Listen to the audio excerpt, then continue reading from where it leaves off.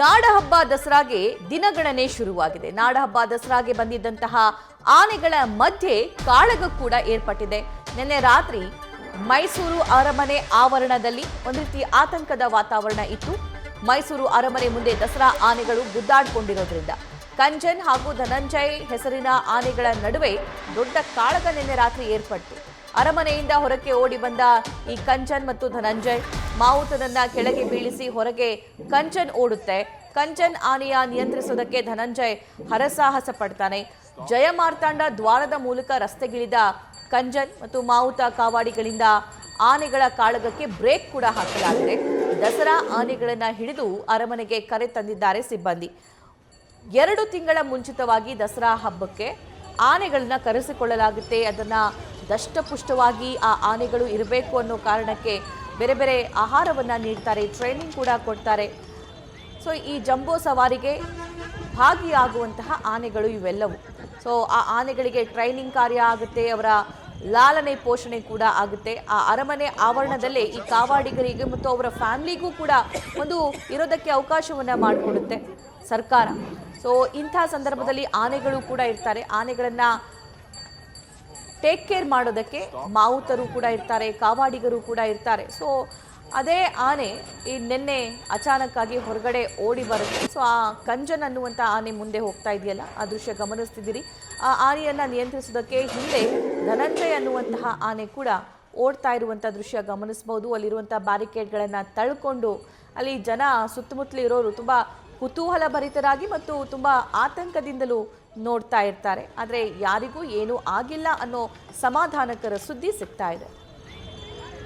ಮತ್ತಷ್ಟು ಅಪ್ಡೇಟ್ಸ್ ನಮ್ಮ ಮೈಸೂರು ಕರೆಸ್ಪಾಂಡೆಂಟ್ ರವಿ ಪಾಂಡವಪುರ ನೀಡ್ತಾರೆ. ರವಿ, ಈ ಆನೆಯನ್ನು ತಪ್ಪಿಸ್ಕೊಂಡು ಹೊರಗಡೆ ಬಂತಲ್ಲ, ಎಷ್ಟೊತ್ತಾಯಿತು ಇದನ್ನ ಹಿಡಿದು ಮತ್ತೆ ವಾಪಸ್ ಕರ್ಕೊಂಡು ಹೋಗೋದಕ್ಕೆ? ನಿನ್ನೆ ರಾತ್ರಿ ಹೇಗಾಯ್ತು, ಹೇಗೆ ಬಂತಿದ್ವು ಆಚೆ ಅಂತ? ಆಹಾರವನ್ನು ಸಿಗುವಂತಹ ಸಂದರ್ಭದಲ್ಲಿ ನಡೆದಿರುವಂತಹ ಘಟನೆ ಇದು. ಪ್ರಮುಖವಾಗಿ ನಾಡ ಹಬ್ಬ ದಸರಾಗೆ ಬಂದಿದಂತಹ ಕಂಜನ್ ಹಾಗೂ ಧನಂಜಯ ಆನೆಗಳ ನಡುವೆ ಗುದ್ದಾಟ ಮೊದಲಿಗೆ ಆರಂಭ ಆಗಿದೆ. ಕಾವಾಡಿ ಹಾಗೂ ಮಾವುತರು ಊಟವನ್ನ ಸೇವಿಸುವಂತಹ ಸಂದರ್ಭದಲ್ಲಿ ಮೊದಲಿಗೆ ಧನಂಜಯ ಆನೆ ಆ ಸ್ಥಳದಲ್ಲಿದ್ದಂತಹ ಕಂಜನ್ ಆನೆಯ ಸಮೀಪಕ್ಕೆ ಬಂದಿದೆ. ಈ ಸಂದರ್ಭದಲ್ಲಿ ಕಂಜನ್ ಆನೆ ಧನಂಜಯನಿಗೆ ಗುದ್ದುವಂತಹ ಕೆಲಸಕ್ಕೆ ಮುಂದಾಗಿದ್ದು, ಅಲ್ಲಿಂದ ನೇರವಾಗಿ ಬ್ಯಾರಿಕೇಡ್ ಅನ್ನ ಕಿತ್ಕೊಂಡು ಬಂದು ಜಯಮಾರ್ತಾಂಡ ದ್ವಾರದ ಮೂಲಕ ಹೊರಗೆ ಬಂದು ದೊಡ್ಡಕೆರೆ ಮೈದಾನದ ಮುಖ್ಯ ರಸ್ತೆಗೆ ಬಂದಿದೆ. ಆ ಸಂದರ್ಭದಲ್ಲಿ ಕಂಜನ್ ಆನೆಯ ಮಾವುತನನ್ನು ಕೂಡ ಕೆಳಕ್ಕೆ ಬೀಳಿಸುವಂತಹ ಕೆಲಸಕ್ಕೆ ಈ ಧನಂಜಯ ಆನೆಯ ಮಾವುತ ಧನಂಜಯ ಆನೆ ಪ್ರಮುಖವಾಗಿ ಕೆಲಸವನ್ನು ಮಾಡುವಂತ ಕೆಲಸಕ್ಕೆ ಮುಂದಾಗಿದೆ. ಈ ಸಂದರ್ಭದಲ್ಲಿ ಆನೆಯನ್ನು ನಿಯಂತ್ರಿಸಲಿಕ್ಕೆ RFO ಮತ್ತು DFO ಇಬ್ರು ಕೂಡ ಅಂದ್ರೆ ಪ್ರಭು ಗೌಡ ಹಾಗೂ ಸಂತೋಷ್ ಶುಗರ್ ಸೇರಿದಂತೆ ಹಲವು ಹಿರಿಯ ಅರಣ್ಯಾಧಿಕಾರಿಗಳು ಕೂಡ ಸ್ಥಳದಲ್ಲಿದ್ರು ಕೂಡ ಸಾಧ್ಯ ಆಗಿಲ್ಲ. ಅಲ್ಲಿದ್ದಂತಹ ಕಾವಾಡಿ ಹಾಗೂ ಮಾವುತರು ಆನೆಯನ್ನ ನಿಯಂತ್ರಿಸುವಲ್ಲಿ ಕೊನೆಗೆ ಯಶಸ್ವಿಯಾಗಿದ್ದಾರೆ. ಸುಮಾರು 8:30 ಸಂದರ್ಭದಲ್ಲಿ ನಡೆದಂತಹ ಈ ಒಂದು ಘಟನೆಯಿಂದ ಜೊತೆಗೆ ಹಿರಿಯ ಅರಣ್ಯಾಧಿಕಾರಿಗಳು ಕೂಡ ವಿಚಲಿತರಾಗಿದ್ದಾರೆ. ಅಂತಿಮವಾಗಿ ಆನೆಯನ್ನ ಸಮಾಧಾನ ಮಾಡಿರುವಂತ ಕೆಲಸಕ್ಕೆ ಮಾವುತ ಮುಂದಾಗಿದ್ದು, ಸದ್ಯ ಆನೆಗಳೆಲ್ಲವೂ ಕೂಡ ಮೈಸೂರಿನ ಅರಮನೆಯ ಅಂಗಳದಲ್ಲಿ ಕೋಟಿ ಸೋಮೇಶ್ವರ ದೇವಸ್ಥಾನದ ಅಂಗಳದಲ್ಲೇ ಇದೆ. ನಿಜಕ್ಕೂ ಒಂದು ವೇಳೆ ಏನಾದ್ರು ಬೆಳಗಿನ ಜಾವದಲ್ಲಿ ಇಂತಹ ಘಟನೆ ನಡೆದಿದ್ರೆ ದೊಡ್ಡ ಅನಾಹುತವೇ ಆಗ್ತಿತ್ತು, ಪ್ರಾಣ ಹಾನಿ ಕೂಡ ಆಗ್ತಿತ್ತು.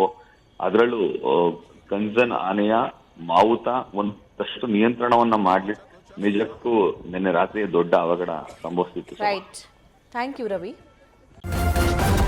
ನ್ಯೂಸ್ ಫಸ್ಟ್ ನಿರ್ಭೀತಿಯಿಂದ ನಿಮ್ಮ ಪರವಾಗಿ.